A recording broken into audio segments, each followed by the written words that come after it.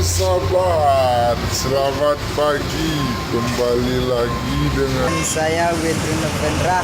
Pada hari ini kegiatan kita akan mengganti timing bel mobil Honda Stream. Ya, baru masuk sih ya, katanya mau ganti mobil nanti timing belnya. Kita lihat cara selanjutnya nanti kita saksikan video saya selanjutnya, tapi sebelum dilanjutkan marilah dan tolonglah subscribe dan share dan like video ini. Oke, ini top pada mobil Honda Stream. Itu tandanya ada tanda garis, satu ada tanda panah, di balik ada di bodinya itu tanda panah lurus sama tanda stream. Ini yang di pada kuras.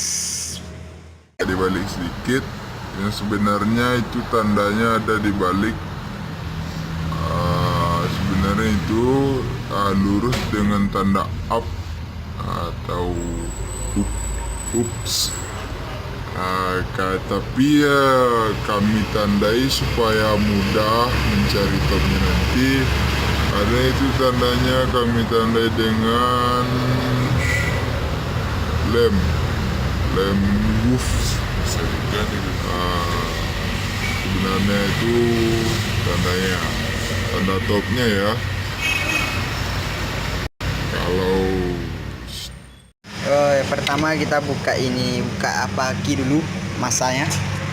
Satu pompa power steering, satu dinamo casnya atau alternator ada di bawah. Ini dinamo cas ya, alternatornya.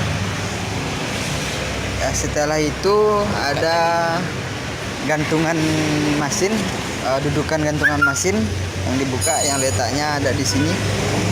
Kenapa kita buka dinamo cas karena alternator? Karena ada baut yang terlindungi oleh alternator. Dan selanjutnya baru kita buka tutup temengnya, cover temeng, artinya dalam kalau bahasa sekolah cover temeng. Ini namanya cover temeng. Cover temeng atas ya, kita buka dulu cover temeng atas. Siap itu baru cover temeng bawah. Ini yang namanya cover temeng bawah. Setelah itu baru kita topkan ya, tandanya top pada top yang atas tadi. Baru kita buka temeng belnya, karena ini temeng belnya udah nggak ada, udah dibuka, udah dibeli oleh orang punya mobil.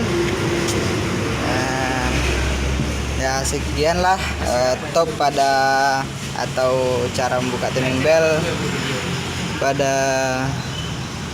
mobil Honda Stream.